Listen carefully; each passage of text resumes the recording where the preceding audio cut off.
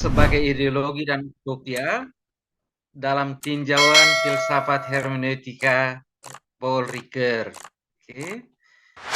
Saya akan membahas Pancasila sebagai ideologi dan utopia.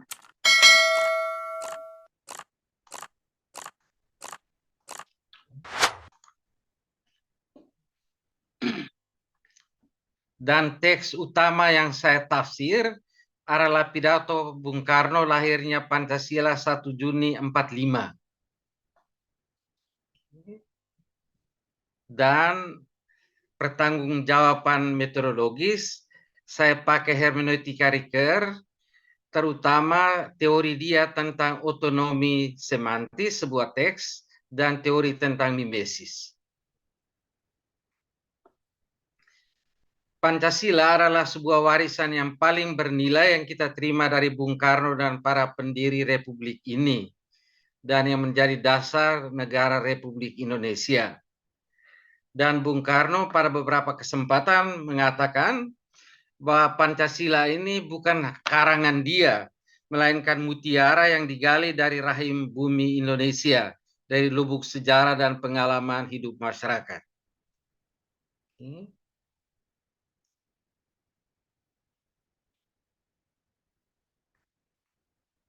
Dan Pancasila kemudian sudah diterima sebagai dasar negara, dan itu sudah menjadi tradisi politik Indonesia. Tapi tradisi menurut Ricoeur adalah dialektika dari proses sedimentasi atau pengendapan dan proses inovasi. Sedimentasi tanpa inovasi mati. Inovasi tanpa sedimentasi tidak mungkin. Dan karena itu Pancasila tidak boleh hanya menjadi suatu warisan yang kita simpan begitu saja seperti relikwi di museum, melainkan sesuatu yang harus memberikan inspirasi yang kita tafsir kembali. Dan karena itu dalam makalah ini saya akan menggunakan hermeneutika Ricoeur untuk membahasnya sebagai ideologi dan utopia. Ideologi sudah biasa kita kenal, tapi Pancasila sebagai utopia mungkin kurang kita kenal. Oke, saya gunakan itu hermeneutika Ricoeur untuk membantu kita.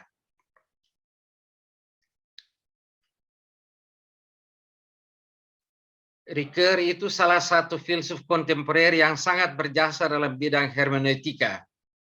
Dan sumbangan dia yang terpenting menurut saya adalah gagasan dia tentang otonomi semantis sebuah teks dan teori dia tentang mimesis. Sedikit tentang otonomi semantis. Menurut Ricoeur, sebuah teks yaitu karya wacana yang dimantapkan dalam tulisan mempunyai otonomi semantis rangkap 3. Otonomi semantis terhadap maksud pengarang di luar teks, otonomi terhadap lingkungan kebudayaan asli di mana karya itu ditulis, dan otonomi terhadap pendengar atau publik yang asli. Otonomi semantis terhadap maksud pengarang. Yang dimaksudkan di sini ialah bahwa arti sebuah karya tulis tidak lagi bergantung pada maksud pengarang di luar teks. Jadi kalau umpamanya saya periksa pekerjaan mahasiswa, saya periksa apa yang dia tulis. Kalau dia bilang, oh saya maksudkan sekian sesudah ujian, saya bilang saya baca teks kamu, dan itu lain sekali. Jadi saya periksa apa yang tertulis. Dan sebetulnya ada 2 alasan. Kalau kita periksa lebih teliti. Yang pertama, teks itu mempunyai apa yang disebut ketaksadaran individual pengarang. Itu kita belajar dari psikoanalisis, bahwa ucapan atau ekspresi pribadi bisa menyatakan lebih banyak daripada apa yang dimaksudkan secara eksplisit. Dan yang kedua, apa yang disebut ketaksadaran lingual, ketaksadaran kolektif dalam bahasa. Bahasa mempunyai arti jamak dalam beberapa lapisan. Kata mempunyai struktur polisemi, kalimat bisa mempunyai arti ganda, dan sebuah karya bisa menyarankan beberapa arti yang tidak seluruhnya bisa dikontrol oleh pengarang waktu menulis. Oke. Jadi itu kira-kira apa yang dimaksudkan dengan otonomi terhadap maksud pengarang di luar teks. Jadi kita tidak bisa tanya Bung Karno, apa maksudmu dulu waktu ucapkan ini? Kita hanya bisa menganalisis berdasarkan apa yang tertulis. Saya tidak bisa tanya, Kairil, apa maksudmu waktu engkau tulis sekali berarti sudah itu mati. Saya hanya bisa menafsir saja berdasarkan teks yang ada. Oke. Yang kedua, otonomi semantis terhadap lingkup kebudayaan asli. Dalam wacana lisan, kita terikat pada situasi atau konteks konkret saat itu. Sedangkan sebuah tulisan bisa berpindah dari satu budaya ke budaya lain, dari satu zaman ke zaman yang lain. Teks Plato umpamanya sudah beremigrasi dari zaman Yunani kuno ke abad pertengahan, ke abad modern, ke zaman kontemporer. Oke. Jadi dia itu keluar dari satu kebudayaan masuk ke dalam kebudayaan lain, dan dalam situasi itu dia direkontekstualisasi. Oke. Catatan ketiga, otonomi semantis terhadap publik yang asli. Surat-surat Rasul Paulus umpamanya ditulis kepada jemaat di Roma, Korintus, Galatia, dan seterusnya. Tapi waktu kita baca, kita bisa membaca untuk umat sekarang ini seolah-olah ditujukan juga kepada kita sekarang. Apa yang tertulis itu mendapat universalisasi publik. Malahan surat-surat pribadi Gibran umpamanya, surat-surat cinta dia masih bisa kita baca karena itu tertulis. Biarpun dia maksudkan untuk orang tertentu saja, kekasih dia. Dengan itu Ricoeur menunjukkan bahwa sebuah teks bisa kita tafsir berdasarkan apa yang tertulis di situ.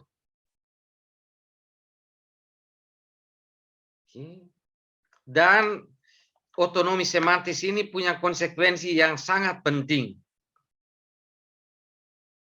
Bahwa teks, tafsiran sebuah teks tidak bersifat reproduktif seperti yang disarankan oleh Schleiermacher, bapak dari hermeneutika modern, atau oleh Dilthey, melainkan bersifat produktif.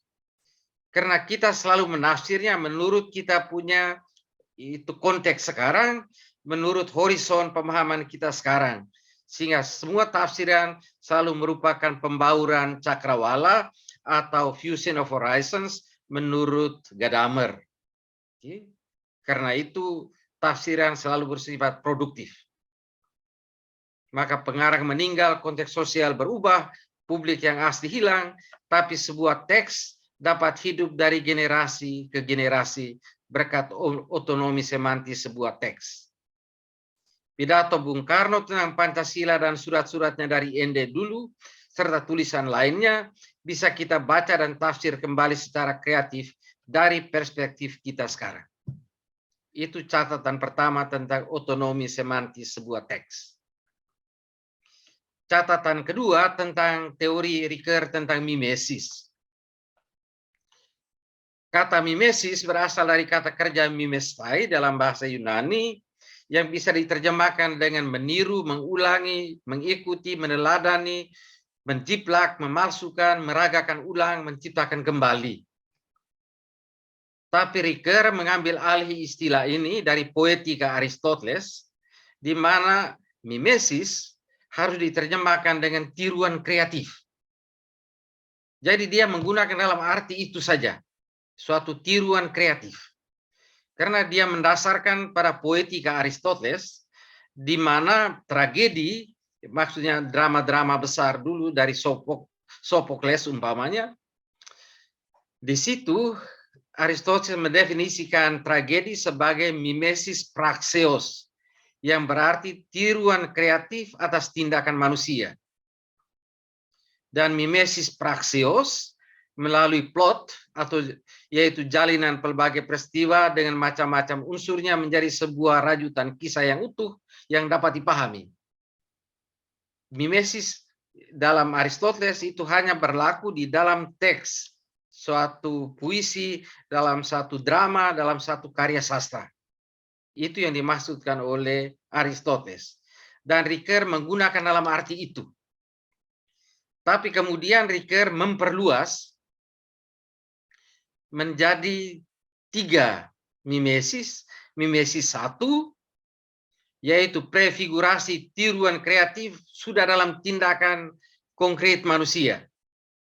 Maka anak meniru orang tuanya, murid meniru gurunya, itu atlet meniru pelatihnya, dan seterusnya. Itu tiruan kreatif pada level tindakan langsung. Mimesis 2 adalah tiruan kreatif melalui konfigurasi plot sebuah kisah. Sedangkan mimesis 3 adalah transfigurasi tindakan manusia yang terjadi berkat pengaruh sebuah kisah. Maka biasa dulu itu pengarang Mahabharata dia mengatakan kalau orang sungguh mendengar sebuah kisah, dia tidak bisa hidup seperti dulu lagi. Hidupnya mesti berubah. Kalau orang mendengar perumpamaan Yesus umpamanya tentang orang Samaria yang baik dan dia menghayati, dia mesti berubah. Sekarang kita lihat sedikit tentang mimesis 1. Sudah dikatakan mimesis 1 adalah tiruan kreatif yang sudah terjadi dalam praksis atau tindakan manusia konkret. Sebelum tindakan itu dikisahkan. Karena apa? Karena tindakan mempunyai struktur makna, punya ragam simbolik, dan ciri temporal.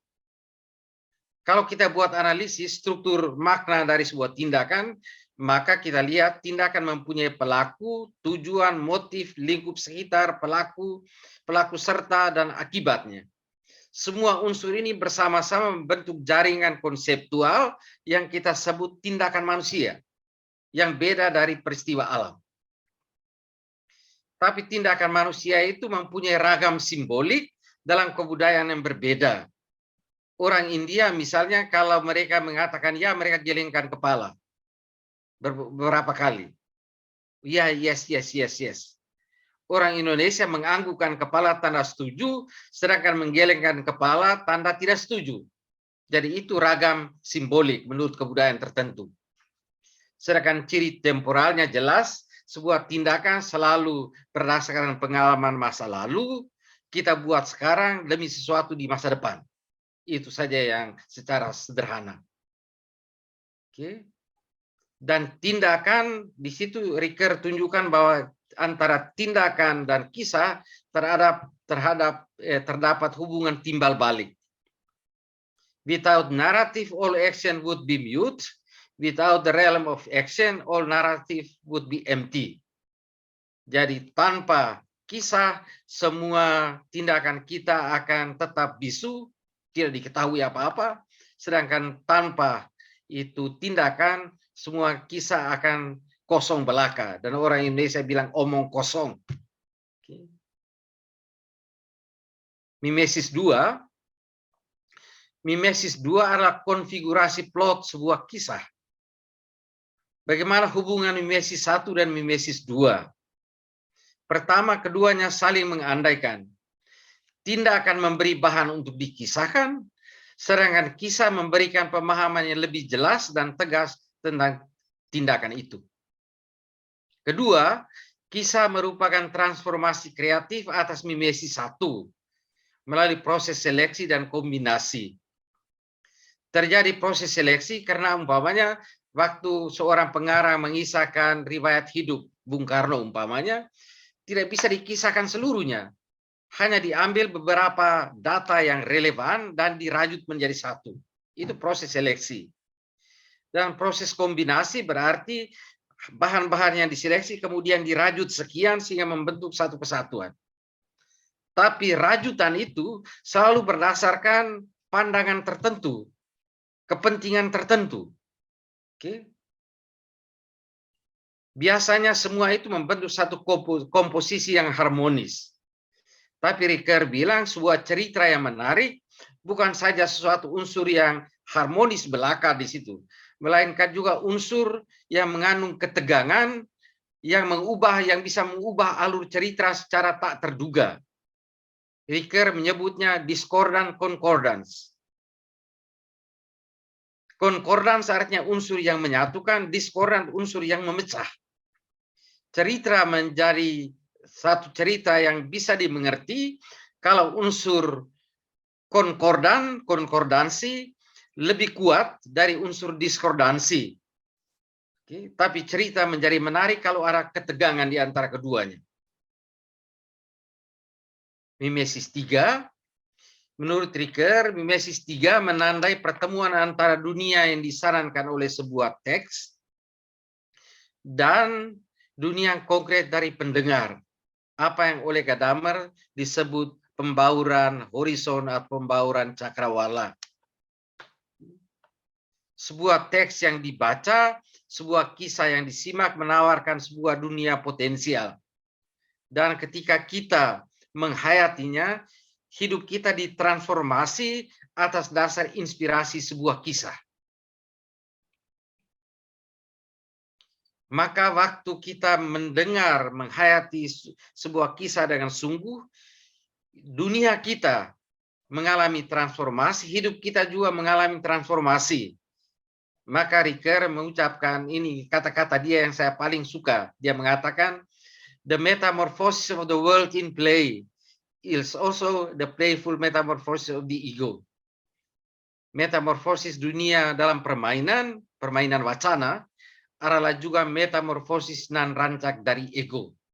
Kita diubah secara kreatif. Ketika kita membaca sebuah novel, sebuah kisah yang bagus, sebuah puisi yang bermakna, kita ditransformasi. Catatan kritis saya terhadap Ricoeur ialah ini.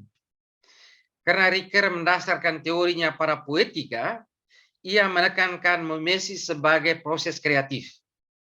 Mimesis is poiesis, poiesis is mimesis. Dan poiesis dalam arti kreativitas, dalam arti seluas-luasnya. Tapi pada hemat saya, hubungan antara mimesis 1, 2, 3 tidak selalu ditandai transformasi kreatif. Kemungkinannya jauh lebih banyak. Dalam proses itu orang bisa memalsukan, menjiplak, membuat deformasi, merusak, malahan apa yang disebut transformasi kreatif itu selalu mengandung unsur deformasi. Mengapa? Seperti sudah dikatakan, transformasi itu berdasar pada proses seleksi dan kombinasi. Dan ketika kita memilih unsur-unsur yang kita anggap relevan, kita dengan sendirinya mengabaikan banyak sekali unsur lain. Seleksi dan kombinasi yang kita buat juga selalu dipengaruhi pamrih dan kepentingan tertentu, yang tidak seluruhnya bisa dipertanggungjawabkan secara rasional. Dalam kadar yang berbeda, transformasi serentak merupakan proses manipulasi. Maka kalau kita menyetujui pendapat Ricoeur tentang luasnya cakupan mimesis dalam hidup manusia, kita pun harus mengembalikan kata Yunani itu pada arti asli dengan segala kekayaan dan kemungkinannya. Transformasi kreatif hanyalah kemungkinan terbaik, bukan kemungkinan satu-satunya. Catatan ini penting bila kita menafsir kembali Pancasila dan surat-surat serta teks lain yang ditulis oleh Bung Karno. Apakah interpretasi kita merupakan tafsiran kreatif berdasarkan teks asli atau manipulasi yang terlalu jauh menyimpang dari teks itu? Apabila teori mimesis diterapkan kepada Pancasila, maka dapat dikatakan bahwa keadaan sosial budaya yang diamati dan dilukiskan oleh Soekarno sebagai masyarakat yang dijiwai semangat musyawarah, mufakat, dan gotong royong adalah mimesis 1. Teks Pancasila yang dirumuskan oleh Soekarno dalam pidato 1 Juni 45 yang kemudian disempurnakan dalam pembukaan Undang-Undang Dasar 1945 adalah mimesis 2. Pelaksanaan Pancasila dalam hidup nation state Indonesia yang berhasil menyatukan rakyat dari berbagai suku, bahasa, strata sosial, budaya, dan agama dalam satu negara kesatuan yang demokratis, dengan cita-cita mewujudkan masyarakat adil, makmur, sejahtera adalah Mimesis 3. Peralihan dari Mimesis 2 ke Mimesis 3 itulah yang dibahas dalam poin berikut ini. Dengan menggunakan dua citra imajinasi sosial, yaitu ideologi dan utopia. Oke. Dengan ini kita masuk kepada inti pembahasan kita sekarang. Pancasila sebagai ideologi dan utopia. Menurut Ricoeur, kebudayaan bisa dibedakan pada 3 lapisan. Lapisan pertama, kebudayaan bisa dipandang sebagai kumpulan benda-benda yang dihasilkan oleh sekelompok orang yang hidup bersama dalam satu masyarakat. Rumah, sawah, perahu, pakaian, candi, mobil, komputer, dan sebagainya.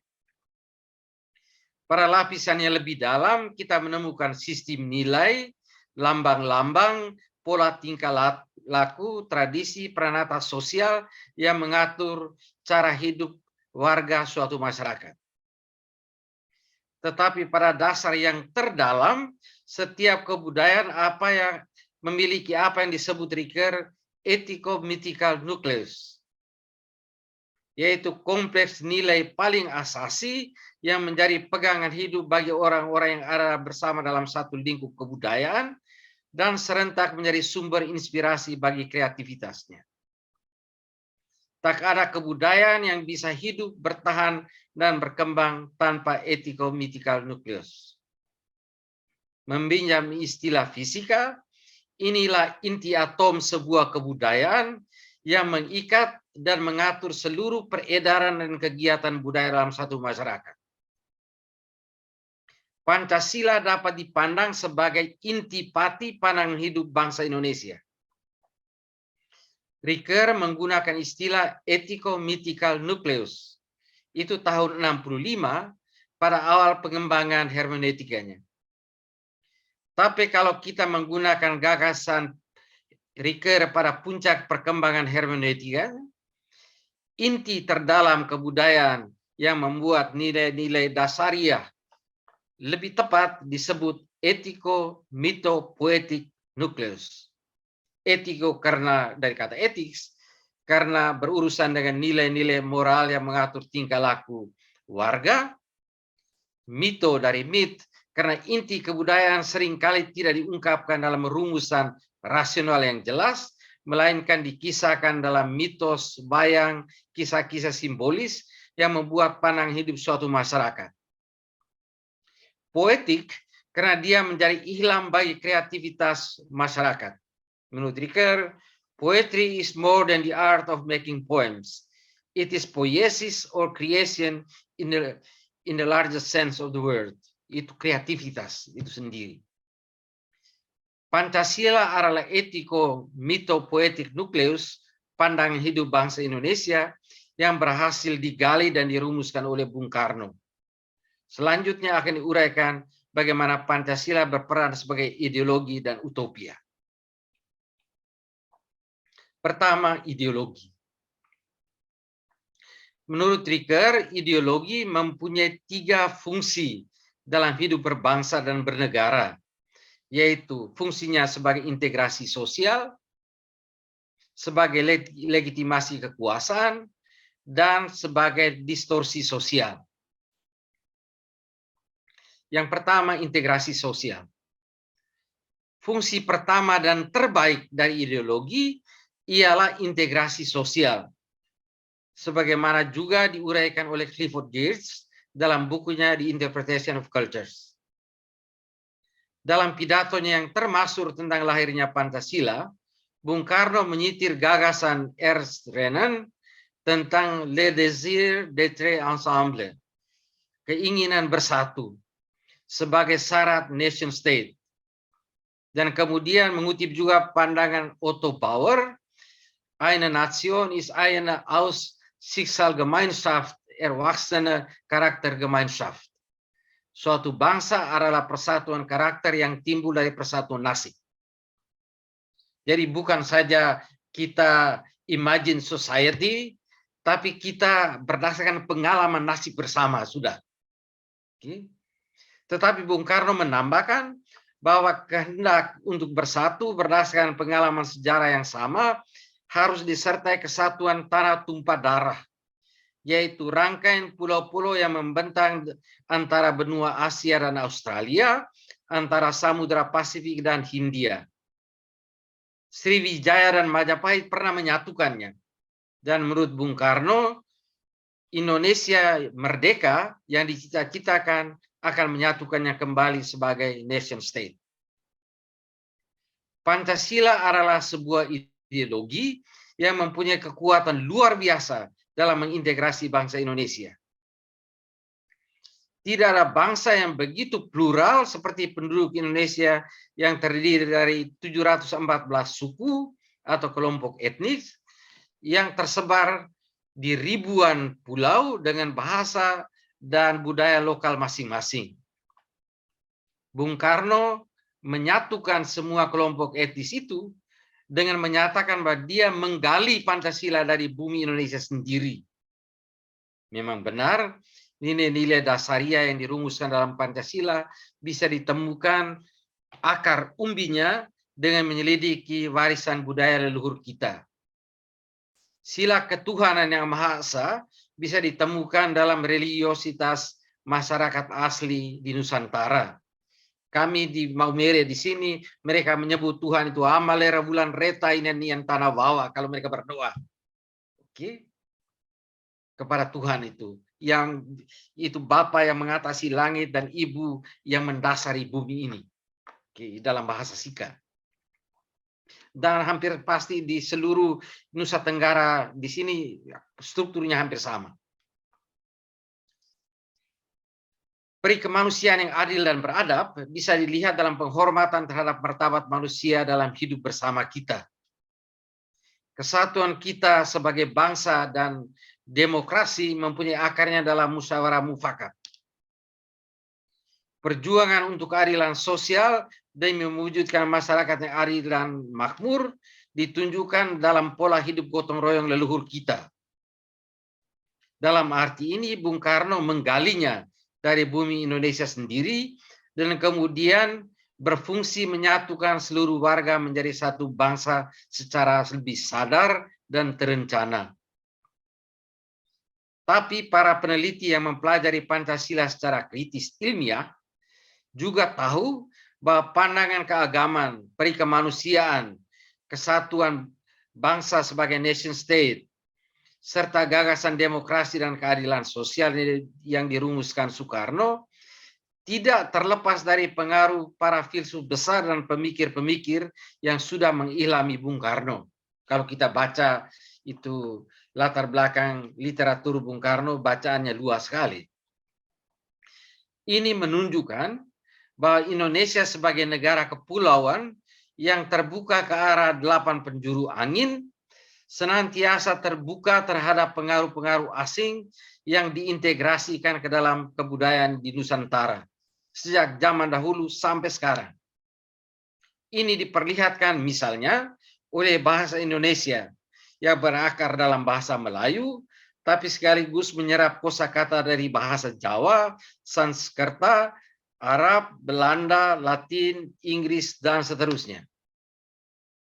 Ideologi Pancasila yang terbuka menunjukkan bahwa kita adalah anak negeri dan sekaligus warga dunia ini. Meminjam kata-kata itu Pramudia Anantatur, anak semua bangsa dari bumi manusia yang satu. Akan tetapi, riwayat hidup manusia dan suatu masyarakat selalu ditandai apa yang disebut trigger sudah di atas tadi, discordant concordance. Konkordansi itu unsur-unsur yang menyatukan, sedangkan diskordansi itu unsur yang memecah belah dan mengancam kesatuan. Diskordansi di alam Indonesia misalnya melalui pemberontakan PRRI di Sumatera, Permesta di Sulawesi, G30S, ataupun pergolakan di Aceh dan Papua.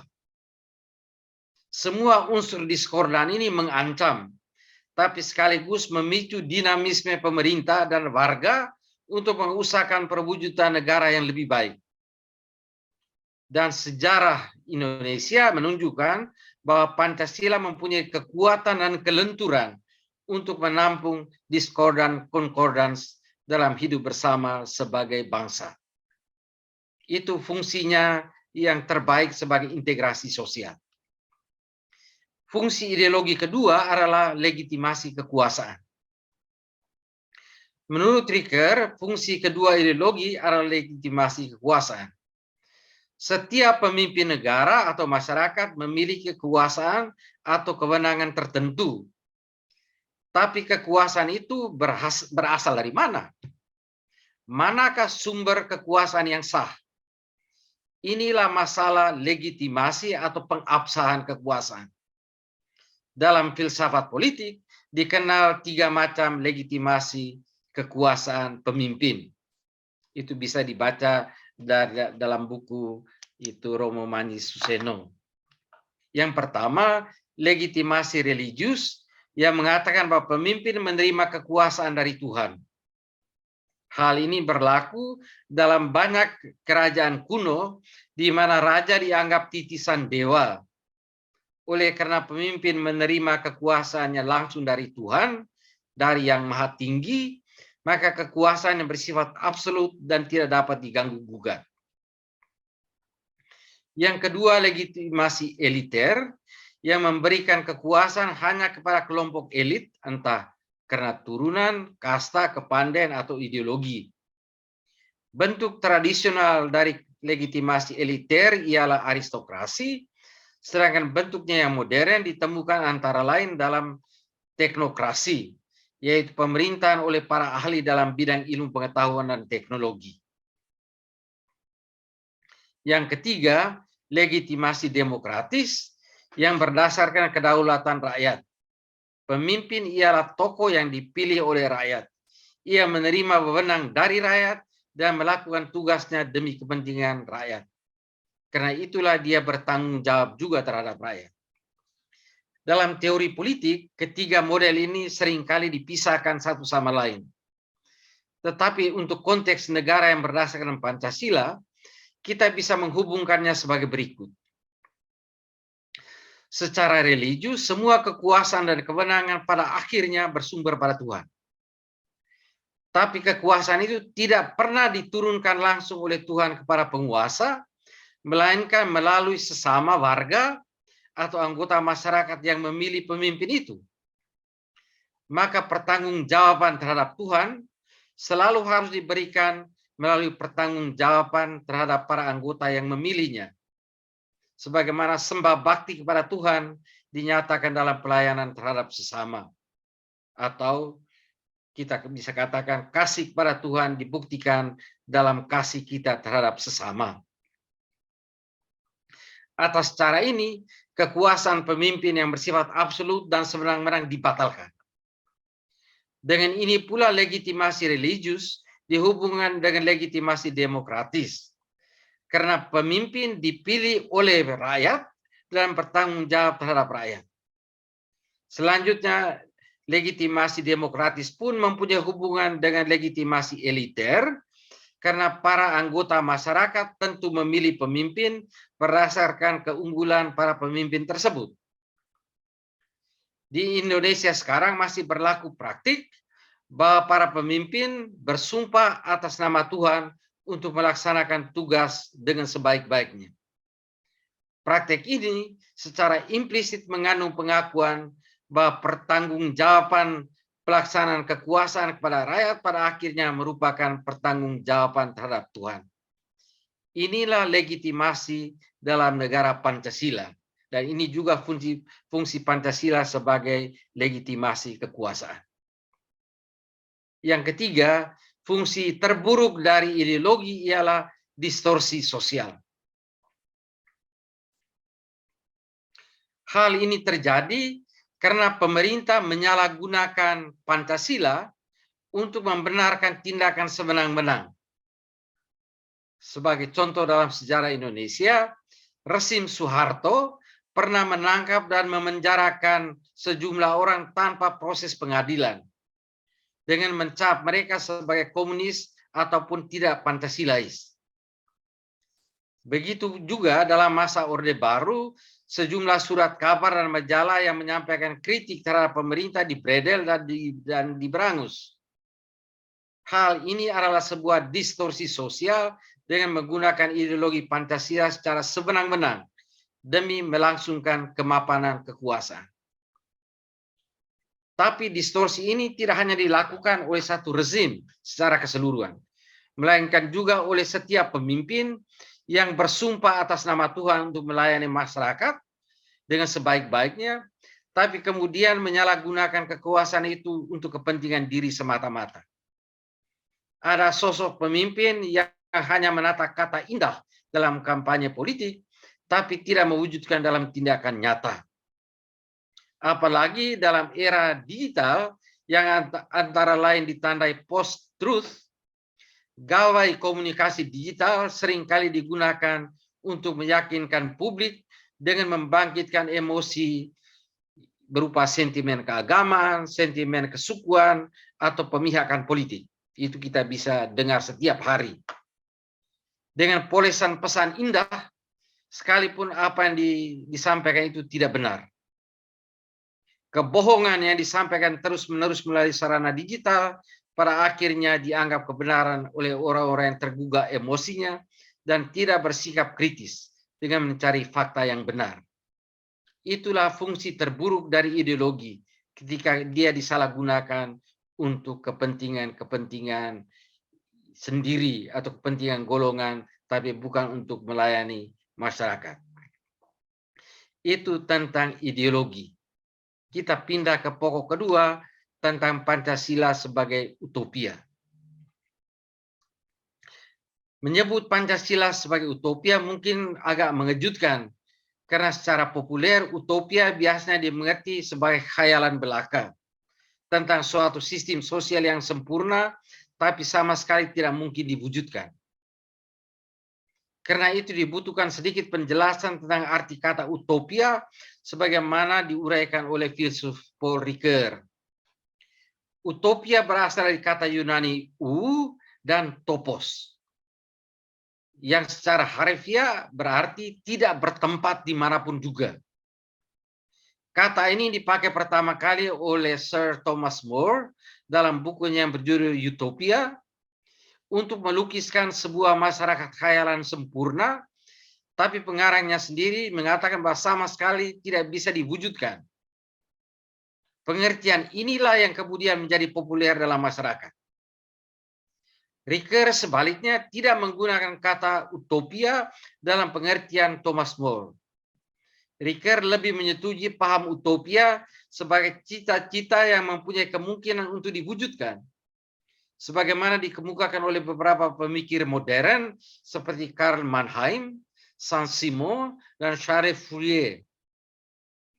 Bagi mereka utopia belum bertempat dimanapun, tetapi merupakan sebuah cita-cita luhur jangka panjang yang bisa diwujudkan tahap demi tahap, tanpa pernah diwujudkan secara penuh 100%.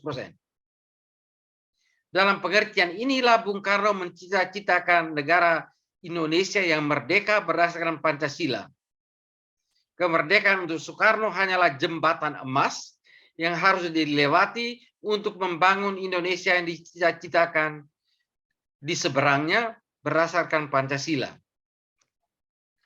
Sehubungan dengan ini, Ricoeur menguraikan 3 fungsi utopia, dari yang terbaik sampai terburuk. Yang terbaik ialah pemikiran tentang suatu sistem sosial terbaik dalam membangun suatu bangsa atau negara. Yang kedua, kritik terhadap pemerintahan dengan memukakan alternatif yang lebih baik.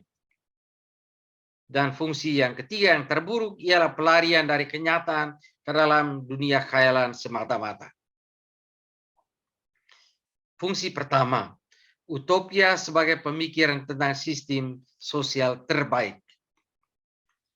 Pada tempat pertama, utopia dalam bentuk pemikiran tentang kemungkinan terbaik dalam membangun suatu masyarakat ataupun bangsa dan negara. Pancasila sebagai dirumuskan oleh Soekarno dalam pidato 1 Juni 45 itu adalah sebuah utopia dalam arti ini.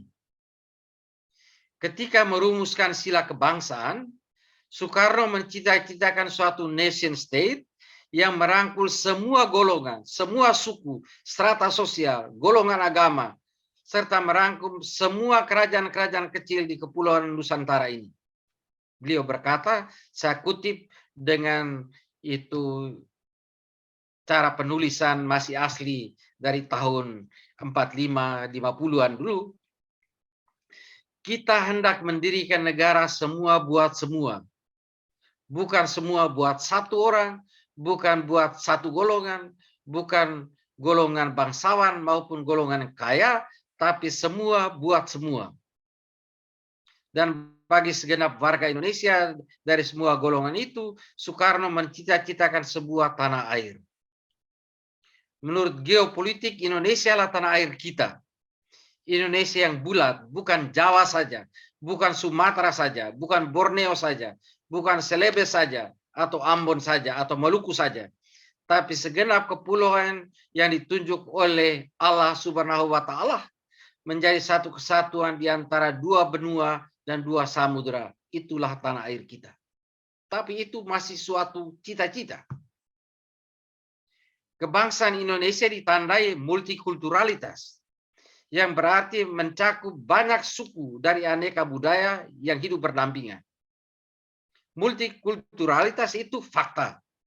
Tapi multikulturalitas harus dikembangkan secara lebih sadar kepada interkulturalitas, di mana aneka budaya tadi dari berbagai suku saling berintegrasi secara kreatif dan membentuk satu mosaik yang indah bernama Indonesia.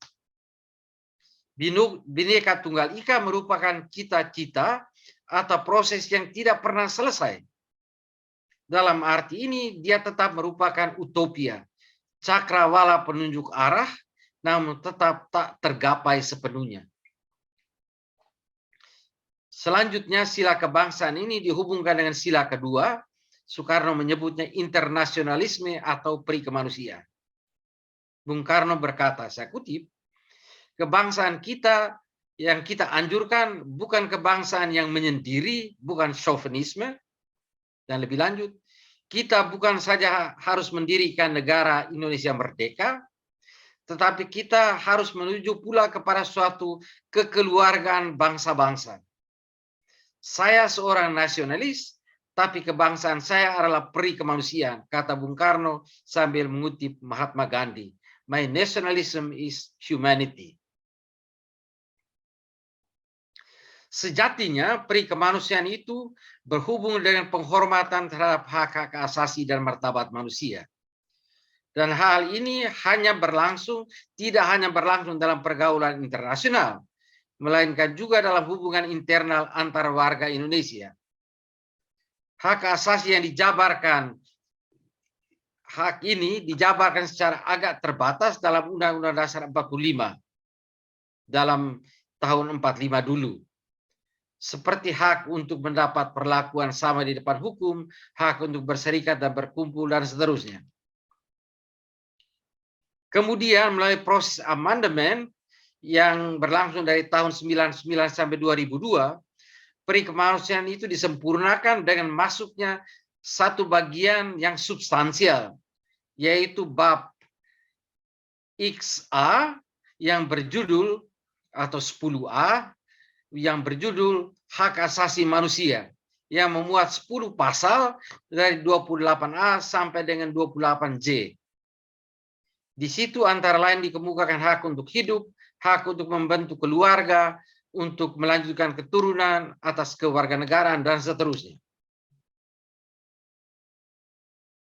Selain amandemen Undang-Undang Dasar 45, pemerintah juga menerbitkan beberapa undang-undang yang melindungi hak asasi dan martabat manusia, seperti Undang-Undang Tindak Pidana Kekerasan Seksual yang baru disahkan DPR tanggal 12 April 2022, belum lama ini. Semua itu menunjukkan bahwa peri kemanusiaan tetap merupakan sebuah utopia yang senantiasa harus kita perjuangkan. Dalam sila ketiga, Bung Karno mengusulkan musyawarah untuk mufakat melalui perwakilan. Saya kutip beliau, Kita mendirikan negara semua buat semua. Satu buat semua, semua buat satu. Saya yakin bahwa syarat yang mutlak untuk kuatnya negara Indonesia ialah permusyawaratan perwakilan.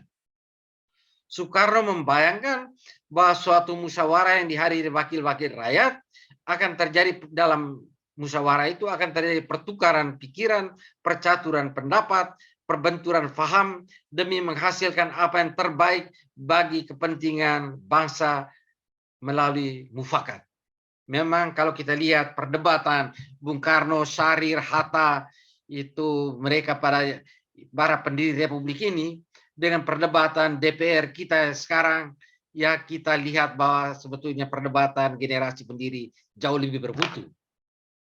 Oke, tapi sekarang saya kutip lagi Bung Karno, Allah Subhanahu wa Ta'ala memberi pikiran kepada kita supaya pergaulan kita sehari-hari kita selalu bergosok seakan-akan menumbuk membersihkan gabah supaya keluar daripadanya beras, dan dari beras itu akan menghasilkan nasi Indonesia yang sebaik-baiknya.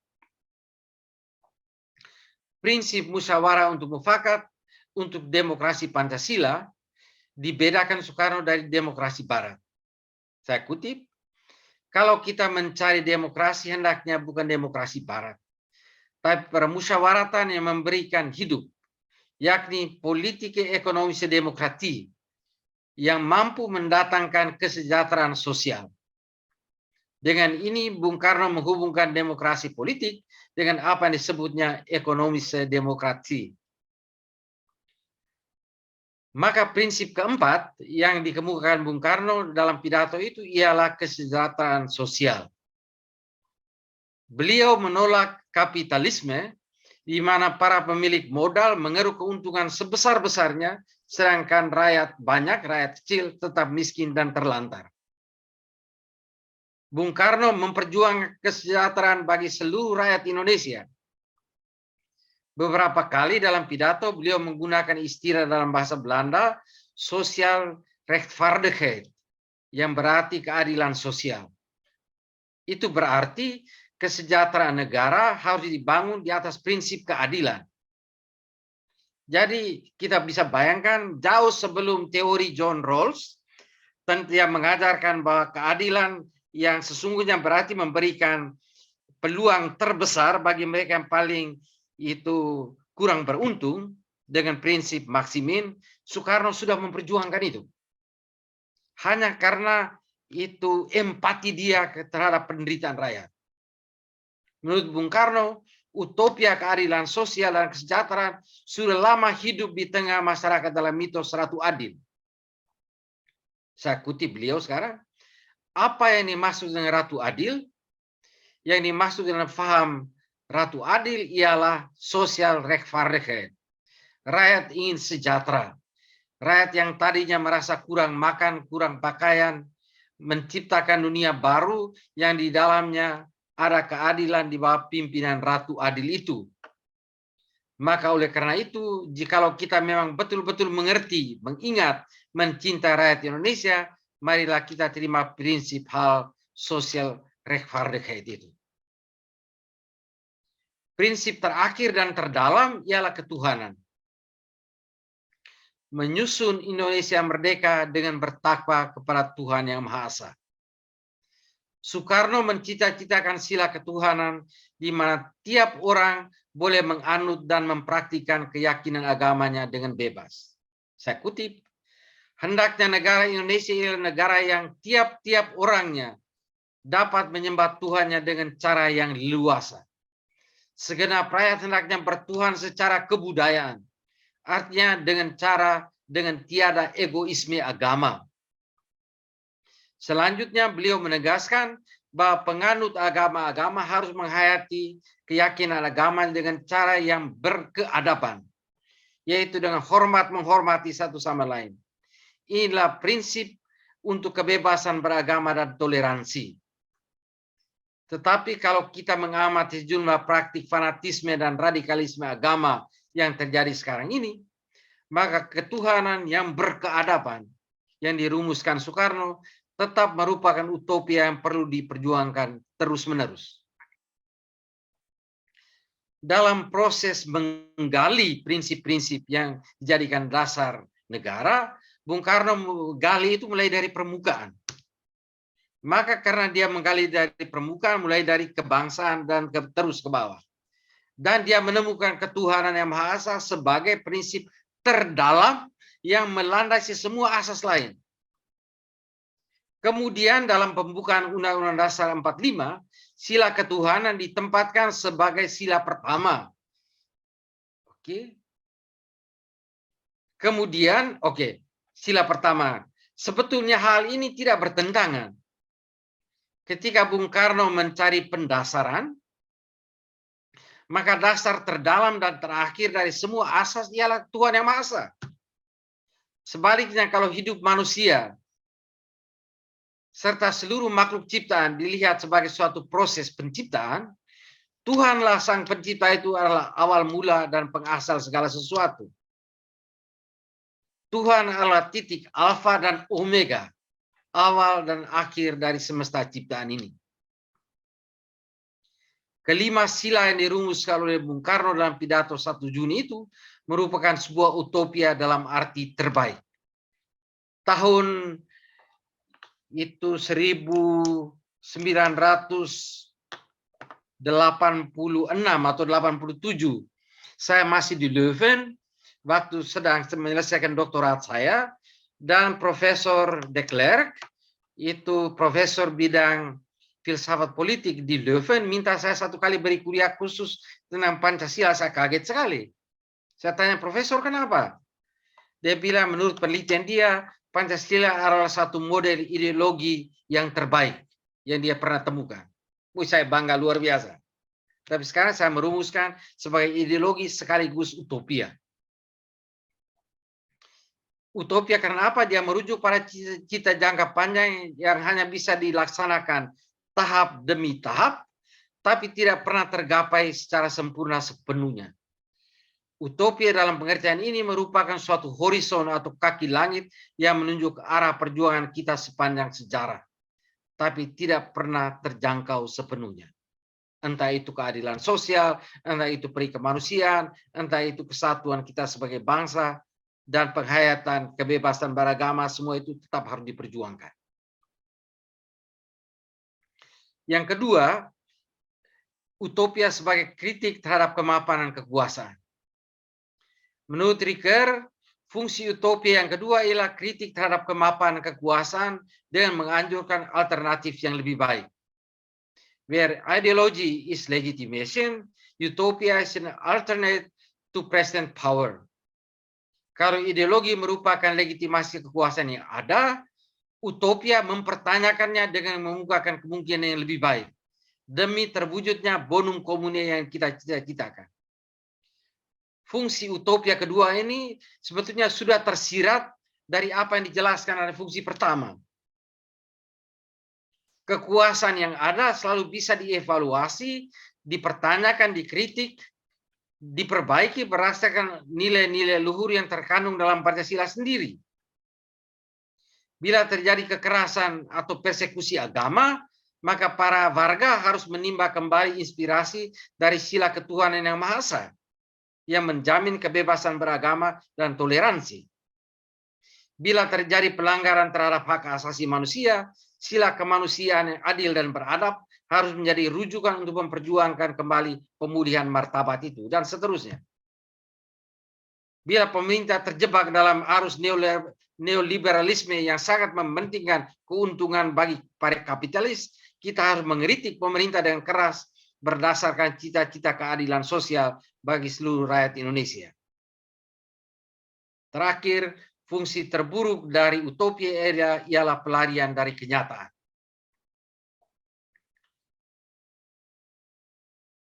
Fungsi ketiga utopia ialah pelarian dari kenyataan dengan mengimpikan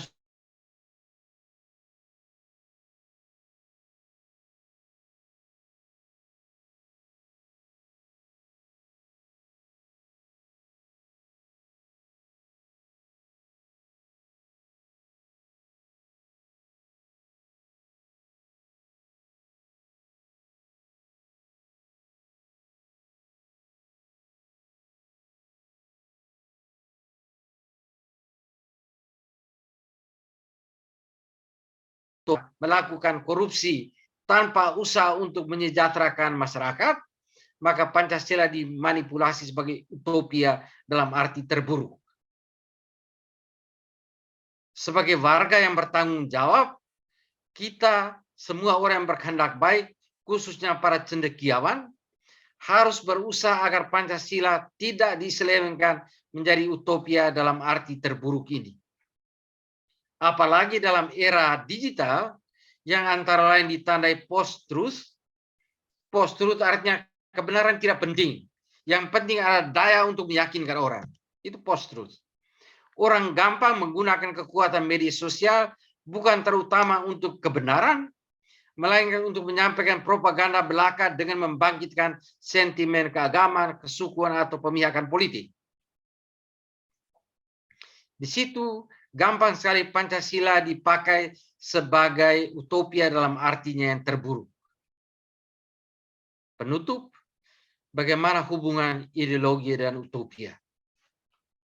Sejauh ini Pancasila dibahas sebagai ideologi dan utopia secara terpisah. Bagaimanakah hubungan antara keduanya?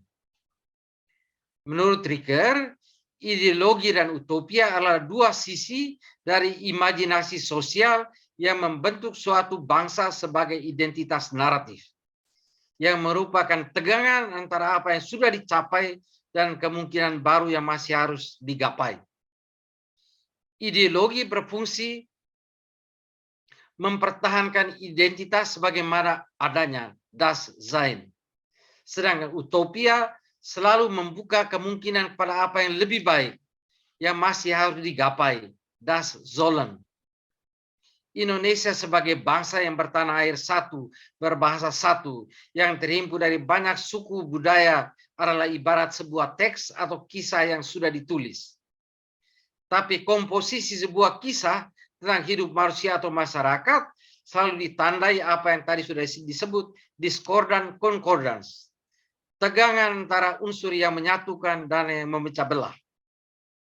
Sebuah kisah mempertahankan keutuhan selama konkordansi lebih kuat dari diskordansi. Dan dengan itu sanggup mengintegrasikan unsur diskordan dalam kelenturan komposisinya. Demikian juga kekuatan Indonesia yang tetap mempertahankan, demikian juga kesatuan Indonesia yang tetap dipertahankan sampai sekarang, menunjukkan bahwa Pancasila sebagai ideologi mempunyai konkordansi yang bisa menampung dan mengintegrasikan kekuatan diskordan dalam komposisi bangsa. Namun teks senantiasa terbuka ke arah kemungkinan penafsiran baru berdasarkan otonomi semantis. Begitu juga dengan identitas Indonesia sebagai negara kesatuan. Pancasila adalah ideologi yang mempersatukan dan memberikan legitimasi kepada kekuasaan yang ada, tetapi sekaligus merupakan sebuah utopia yang membuka perspektif dan kemungkinan baru, atau meminjam gagasan Ricker tentang proses kreatif melalui mimesis. Sejarah perjuangan Indonesia selalu merupakan spiral atau uliran hidup yang bergerak dari mimesis satu, yaitu keadaan sosial budaya yang ada pada suatu masa, kepada mimesis dua, yaitu apa yang ditulis dan dirumuskan sebagai cita-cita bersama, kepada mimesis tiga, yaitu perwujudan rencana itu dalam tindakan nyata untuk kesejahteraan umum. Indonesia berdasarkan Pancasila adalah apa yang sudah tercapai dan sekaligus apa yang masih harus diperjuangkan terus-menerus. Indonesia akan langgeng selama Pancasila tetap menjadi etiko-mitopoetik nukleus yang mempersatukan dan menghidupkan serta mengilhami daya cipta, daya kreatif bangsa ini. Sari sejarah Nusantara, mutiara di Katulistiwa, seri cahaya Pancasila, bagimu Indonesia, tanah tercinta. Sekian dan terima kasih saudara-saudariku sekalian. Ya, silakan. Silakan di-unmute dulu. Oke, baik. Terima kasih. Selamat malam Pak Leo. Selamat malam ya, salam sehat. Selamat malam juga Prof Cipta. Saya melihat Prof Cipta ada di room juga kampanye ini, Cek. Jadi begini, mempelajari hermeneutika tampaknya bagi orang awam seperti saya itu menjadi sesuatu yang harus dipelajari dan terus dipelajari kembali begitu. Tapi dari penjelasan malam ini tampaknya saya memandang hermeneutika kembali mengemuka sebagai salah satu upaya penafsiran yang bisa dibilang cukup representatif terhadap teks klasik begitu, baik yang sifatnya profetik ataupun non profetik. Nah, apakah bisa dikatakan bahwa hermeneutika memang berupaya mengungkap makna metafisis ke hal-hal yang sifatnya mimetik positivistik? Karena kalau hermeneutika klasik juga memperhatikan aspek-aspek metafisika atau makna batin. Contohnya tadi sudah disampaikan, misalkan aspek metafisika Pancasila adalah ketuhanan yang Maha Esa. Dalam Islam asasnya adalah tauhid, misalnya begitu, atau meyakini keesaan Tuhan. Sehingga kalau hal tersebut dihilangkan, maka hilanglah teks-teks tersebut. Apakah seperti itu, Pak Leo? Terima kasih. Terima kasih, Bu ya. Oke. Bagaimana moderator, saya langsung jawab atau kita tunggu beberapa orang dulu? Oh, silakan Pak Ter, silakan kalau mau. Boleh dijawab langsung, boleh juga ini menunggu ini. Ada Prof. Cipta mau bertanya. Prof. Cipta, saya langsung jawab dulu ya, Prof, supaya lebih gampang. Bisa? Prof. Silakan, Cipta, boleh ya. Oke. Baik. Baik, Ibu yang bertanya tadi, itu dari hermeneutika kita menafsir apa yang ditulis. Jadi kalau saya menafsir puisi, saya menafsir itu berdasarkan saran puitis di situ. Dan di situ makna bisa banyak sekali. Bisa saran moral, bisa saran metafisik, bisa saran religius dan sebagainya, Ibu. Jadi dalam hermeneutika kita itu menafsir dan menunjukkan lapisan-lapisan makna yang ada. Oke. Dulu waktu saya satu kali di tahun 90-an diundang untuk bicara di Syarif Hidayatullah. Dan saya beri contoh bagaimana kami menafsir Alkitab menggunakan hermeneutika Ricoeur. Oke. Dan waktu itu juga beberapa saudara bilang, oke, itu bisa dipakai juga dalam tafsiran Al-Quran dengan cara tertentu. Saya bilang, itu kamu yang menyatakannya. Dari pihak saya sebagai seorang Kristen, saya mengaplikasikan pada Alkitab kami. Oke. Tapi metode itu metode yang bagus sekali sebetulnya. Tapi Ibu benar bahwa sebetulnya lapisan-lapisan makna itu banyak sekali. Dan dalam hermeneutika coba diungkapkan itu. Itu saja Ibu yang saya mau beritahu. Baik, terima kasih Pak Leo. Terima kasih juga Ibu. Terima kasih Pak Leo. Baik, Prof. Cipta silakan untuk bertanya. Terima kasih Bagia, Pater Leo yang sangat saya hormati. Terima kasih. Tadinya saya mau ajukan satu pertanyaan yang akbar, yaitu Pancasila ini menurut Pater Leo realistis atau utopia. Ya. Tapi di akhir makalah Pater ini sudah dijawab itu, realistis, tapi juga Pater menekankan utopis juga, utopia juga gitu, karena bla bla bla bla gitu ya, bla bla. Yeah. Nah, ada 2 atau 3 frase yang ingin saya minta klarifikasi dari Pater supaya saya lebih pintar gitu ya. Pater mengatakan tafsiran selalu bersifat produktif. Yeah. What does it mean? Singkat saja, Pater. Apakah kita selalu menafsir?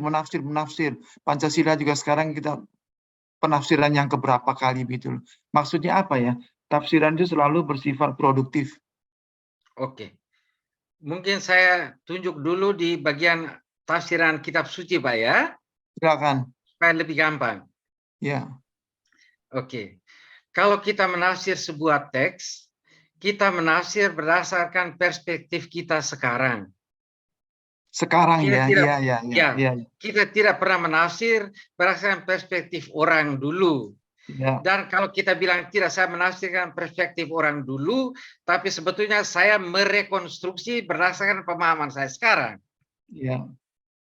Pak ya, saya tidak bisa kembali kepada Bung Karno di ND 90 tahun yang lalu. Ya. Tidak mungkin. Ya, Saya hanya menafsir Bung Karno berdasarkan semua teks yang ada. oke. Saya merekonstruksi berdasarkan semua itu. Karena itu tafsiran selalu bersifat produktif. Tapi Oke. nilai produksi itu beda-beda. Ada yang mutunya rendah, maka tadi saya bilang kreativitas itu harus ditinjau kembali, dianalisis kembali berdasarkan pertanggungjawaban atas teks. Maka sebuah sajak itu katakannya itu Khairil Anwar, itu orang bisa tafsir rupa-rupa, ada tafsiran yang sembrono sekali, tapi ada tafsiran yang sangat bagus. Ya, Itu yang saya namakan produktif. oke. Pancasila sama. Kita bisa menafsirnya secara bagus sekali dan bertanggung jawab. Ada orang juga menafsirnya secara keliru, tapi itu harus bisa ditunjukkan di dalam teks. Maka saya tadi menggunakan teks asli pidato Bung Karno dan saya tunjukkan berdasarkan kutipan tadi itu. Apa yang terjadi, Romo, kalau Ya. penafsiran kita atau penafsiran cendekiawan akademisi tentang Pancasila ini berbeda, bahkan berbeda jauh dengan penafsiran yang dilakukan oleh penggali Pancasila itu, Bung Karno. Apa yang terjadi kalau terjadi perbedaan banyak, Romo? Oke. Kita harus kembali kepada teks asli. Oke. Dan kita itu dalam, jadi itu Ricoeur bilang interpretation Ya, is always a conflict of interpretations. Jadi interpretasi selalu di dalam suatu itu dialog yang demokratis dan terbuka, satu interpretasi bisa ditantang oleh interpretasi lain. Tapi di situ kita saling menguji berdasarkan argumentasi rasional. Berdasarkan teks yang ada, di situ fungsi hermeneutika yang betul. Nah, oke. ya. Jadi Oke. apapun umpamanya cendekia sekarang menafsir, tapi kita menguji tafsiran mereka benar tidak, kita periksa teksnya. Ya. Pak ya, itu saja. Oke, satu lagi, Pater. Mungkin ini Silakan, Pak. lebih complicated mungkin. Ya, Kita kan di sini di forum ini boleh beda pendapat gitu ya, harus saling menghormati pendapat masing-masing. Saya berpendapat, Romo, dan pendapat saya sudah sering saya tuangkan dalam tulisan saya, dalam ceramah saya di forum-forum, berbagai forum, bahwa bangsa kita ini semakin lama semakin jauh dari Pancasila, dari impian founding fathers kita, semakin jauh. Ambillah berbagai sila-sila itu ya, kita nggak usah kupas. Yang paling menyolok adalah sila keadilan sosial.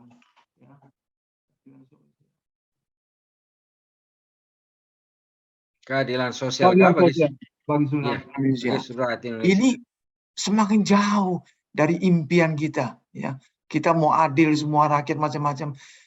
Kenyataannya pada saat ini gap antara si miskin dan si kaya makin lebar, makin lebar. Kenyataannya orang miskin, orang pengangguran makin banyak di Indonesia. Jadi ibaratnya Bung Karno ini ingin mengajak bangsa kita menuju ke jembatan emas. Tapi realitanya sekarang makin jauh dari jembatan emas itu.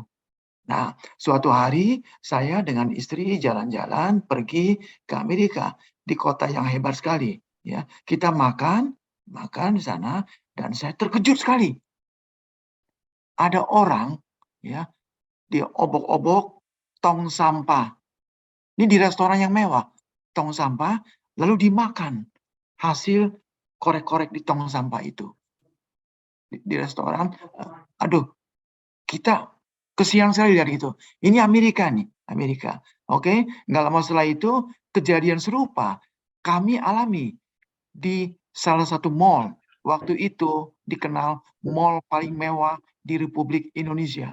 Ya, jadi mall itu banyak cleaning service. Kita melihat cleaning service, dia mengambil dari tong sampah, dia makan juga. Di mana, Pater, keadilan sosial bagi seluruh rakyat Indonesia? Satu lagi soal demokrasi. Pater mengatakan salah satu fungsi dari apa ya? Adalah demokrasi itu. Demokrasi itu. Demokrasi kita makin lama makin bukan demokrasi. Tidak pantas kita mengatakan sekarang kita menjalankan demokrasi. Apalagi demokrasi yang impian dari Bung Karno dulu. Tidak. Yang terjadi adalah sekarang ini teokrasi atau apa ya? Bukan, bukan. Demokrasi yang boleh dikatakan sangat ditentukan oleh beberapa gelintir manusia. Ya, saya yang menentukan our next president. Ya, saya yang menentukan. Dia nggak boleh jadi presiden. Nah, ide saya ini, wacana saya ini dengan mudah saya laksanakan. Kenapa? Karena DPR saya kuasai. Ya, gampang sekali. Terus demokrasi kita ini amat tergantung pada duit. Orang Betawi mengatakan pada doku-doku. Kalau nggak ada duit, jangan mimpi kamu jadi presiden. Sekarang ini 1 triliun pun nggak cukup. Nah, bagaimana itu ya, Pater Leo? Kita memahami fenomena real yang betul-betul bagi saya ya, sangat menakutkan bagi saya. Makanya saya nggak malu-malu dan saya berani berdebat dengan siapapun bahwa Indonesia makin lama makin menjurus ke apa yang kita sebut failed state, negara gagal. Makin lama makin ke sana dari aspek ekonomi dan dari aspek politik. Nah, mohon pencerahan dari Pater Leo. Tapi sebelumnya saya sudah minta izin Pater ya, bahwa kalau kita terjadi berbeda pendapat ya, mohon tidak apa-apa begitu. Silakan Pater. Oke, terima kasih Pak. Karena Bung Karno bilang itu perbedaan pendapat itu harus menjadi semacam proses di mana kita saling menggosok untuk menghasilkan sesuatu yang lebih baik untuk tanah air kita kan. Very Jadi, good. iya. Pertama soal keadilan sosial. Memang kenyataan kesenjangan itu nyata sekali Pak. Apalagi sebagai seorang pastor kami terlibat sekali dalam gerakan itu untuk itu justice and peace dan sebagainya. Kalau Ya. Pak mereka di situ lihat kami di daerah, kalau saya kembali ke Papua dan sebagainya, kita lihat keadaan itu. Toh dari pihak lain, ya apa yang dibuat oleh Jokowi ketika membangun sampai ke daerah-daerah, dia mengunjungi kami di sini dan membangun begitu banyak bendungan di sini, semua itu menunjukkan ikhtiar ke arah itu suatu masyarakat yang lebih sejahtera untuk semua orang di tanah Papua, di Kalimantan, di Nusa Tenggara di sini. Jadi rakyat kecil itu merasa tindakan itu suatu perwujudan dari cita-cita itu. Jadi ada juga tanda. Begitu juga ada juga sejumlah guru, sejumlah perawat, sejumlah dokter yang rela kerja di tempat-tempat terpencil dan gaji yang begitu kecil. Menjadi guru di hutan-hutan. Dan itu kita lihat bahwa oke, ada juga ternyata orang-orang yang bercita-cita untuk menyejahterakan saudara-saudara kita di tempat terpencil. Para biarawan-biarawati yang kerja di pedalaman Kalimantan, para pastor yang kerja di Papua dan sebagainya, kita lihat oke, mereka berkorban. Ya para alim ulama yang kerja kemana-mana, oke. Memang ada juga yang hanya mau di kalangan orang lapisan atas dan seterusnya, selalu juga ada. Itu kita harus akui dengan rendah hati. Tapi toh selalu ada juga. Tapi Pak benar bahwa sebetulnya kita harus waspada sekali terhadap kesenjangan ini. Tapi kalau saya tidak salah, menurut data terakhir, angka kemiskinan kita itu agak menurun. Apakah benar atau tidak kita lihat. Karena angka itu juga kadang-kadang kita periksa itu dimanipulasi atau benar. Pak Yes, ya? betul. Itu. Jadi di situasi post-truth ini kita harus sangat waspada terhadap itu, harus membandingkan kembali, Pak ya, itu satu. Yang kedua tentang soal demokrasi, memang kita sekarang itu cenderung sekali itu hampir-hampir mengikuti gaya Amerika di mana modal itu yang sangat menentukan. Ya.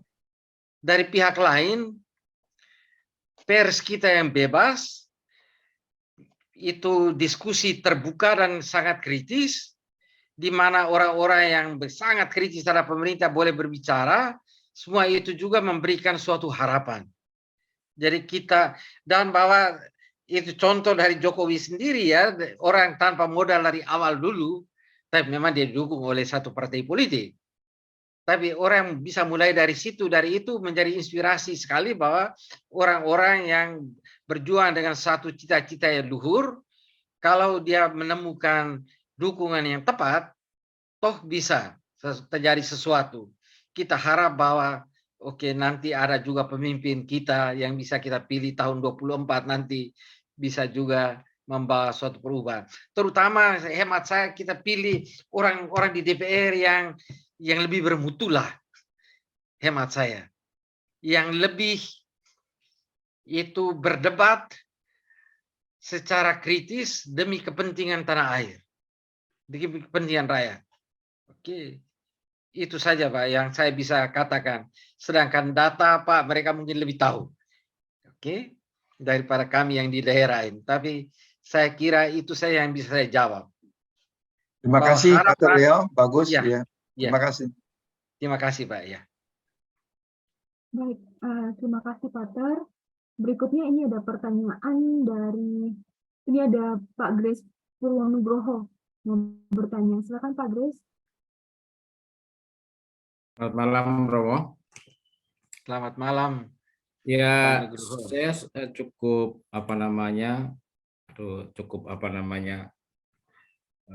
cukup memberi inspirasi tentang bagaimana model tafsir dari Paulo Coelho soal bagaimana memahami Pancasila, gitu ya.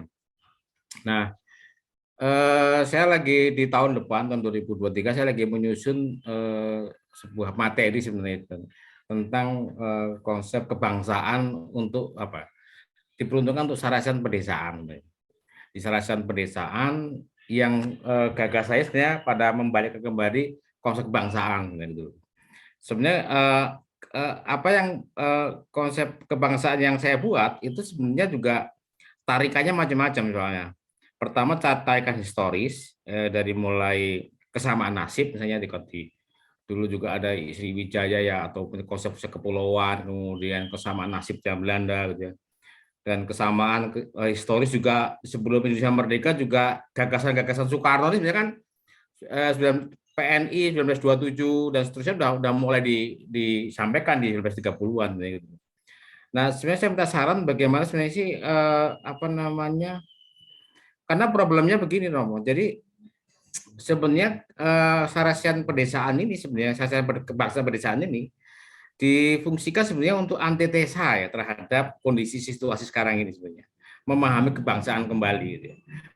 Termasuk misalnya bagaimana juga menjawab bagaimana di dalam termasuk membahas Pancasila tadi itu. Nah, Pancasila ini kan memang problemnya antara Dasein dan Dasolon itu pasti akan jadi masalah di kita setiap hari.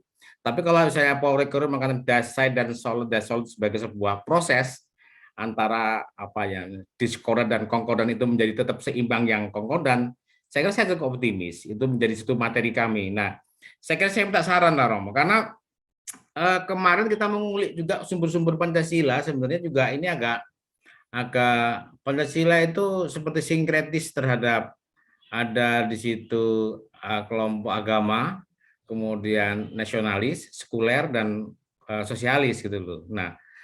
Nah pertarungan ini kan juga terjadi pertarungan antara diskordan sama konkordan antara kelompok sekarang yang disebut dengan orang yang pilihan negara lain dalam bentuk negara lain atau kita sebut sebagai negara khalifah lah.